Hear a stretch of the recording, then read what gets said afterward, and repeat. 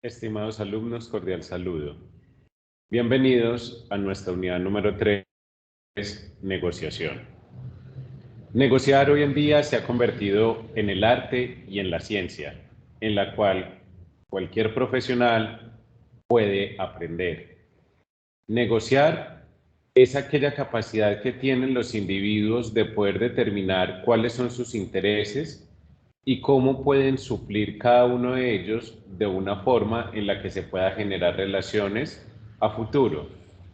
Por eso, hoy en día, digamos que el arte de negociar se ha convertido específicamente en una de las herramientas principales sobre las cuales las organizaciones vienen teniendo gran crecimiento, no solamente en la forma como pueden expandirse en su mercado, sino también cómo los profesionales pueden sacarle el mayor provecho a este tipo de ejercicios. En la década de los 80 se empezó a determinar cómo la negociación se podría considerar como el arte y la ciencia. Y desde ahí se conceptualizó sobre todo cómo las universidades en Estados Unidos iban a empezar a generar el proceso de negociación como un eje transversal entre la academia y todo el eje laboral. Por eso, cuando nosotros hablamos de negociación, vale la pena resaltar el modelo de Harvard de negociación. Muchos de nosotros como negociadores internacionales nos enfocamos precisamente en el modelo de negociación de Harvard, en el que buscamos el ganar-ganar, una de las grandes conceptualizaciones sobre las cuales se genera la estructura en los negocios internacionales. Este modelo nos habla de una negociación efectiva, en el que al hablar del modelo de Harvard se establece como esa conversación entre dos o más partes dentro de una negociación, en la cual se debe conseguir un objetivo en común. Y ese objetivo es suplir sus propias necesidades de acuerdo a una relación comercial que se va a suscitar entre las partes. Y tiene este proceso de negociación la habilidad para crear un ambiente de colaboración y un ambiente de compromiso entre las diversas partes. Cuando nosotros establecemos el método de negociación de Harvard, vale la pena hablar de estos elementos importantes que les estoy socializando en este tablero. El primero, hablamos de la estructuración de la negociación. Cuando nosotros hablamos de estructurar la negociación, debemos definir cuáles son los temas que vamos a tratar.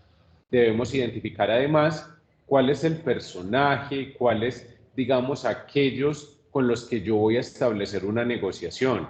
Debo conocerlos muy bien y también identificar cuáles son esos tiempos necesarios y los acuerdos a los que podemos, digamos, consolidar de acuerdo a nuestro proceso de negociación. Segundo, establecer los intereses. Allí nosotros podemos determinar qué quiere mi parte y qué es lo que yo quiero frente a este proceso de negociación. La mayor muestra de respeto en una negociación es la investigación previa sobre los puntos neurálgicos que se van a tratar. Cuando nosotros hablamos del ejercicio de la negociación, debemos conocer muy bien cuál es mi contraparte, pero a la misma vez cuáles son sus necesidades y expectativas. Debemos conocer también su cultura, digamos, su entorno socioeconómico, su entorno sectorial, demográfico e interpersonal.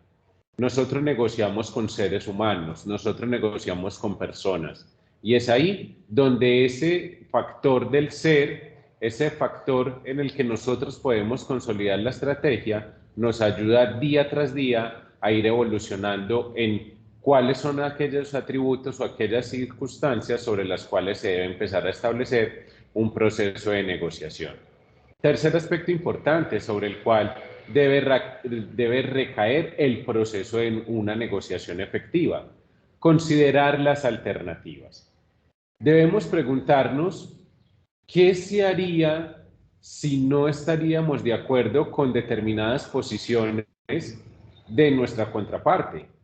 Debemos llevar las opciones a la mesa.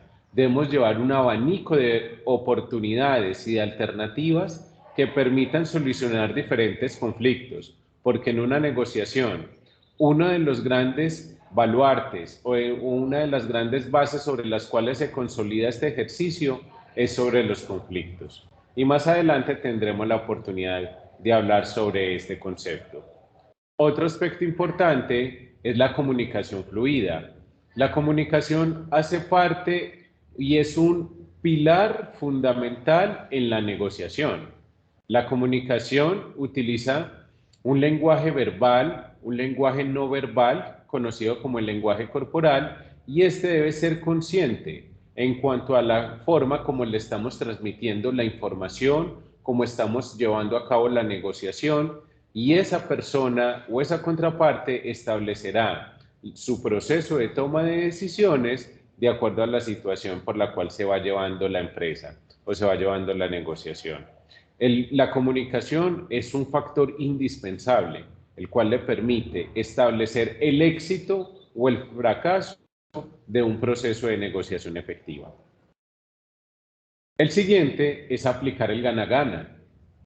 Por eso, nosotros debemos determinar cuál es la forma de que el otro gane sin que yo tenga que perder. Existen muchos métodos de negociación en el que buscamos siempre tener una ventaja frente al otro, pero allí no creamos relaciones duraderas.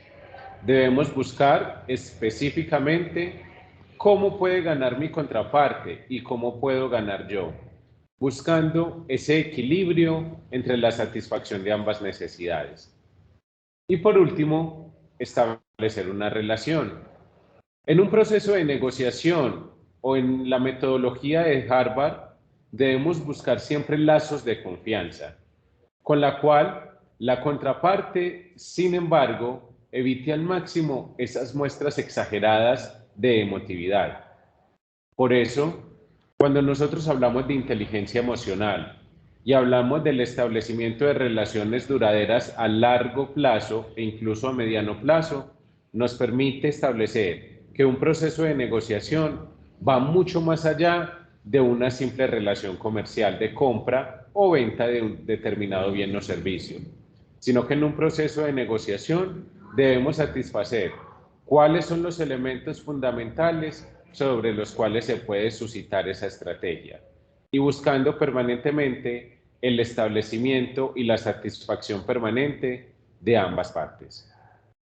Es un placer estar compartiendo con ustedes este tema de la unidad número 3, hablando de negociación. Hasta pronto.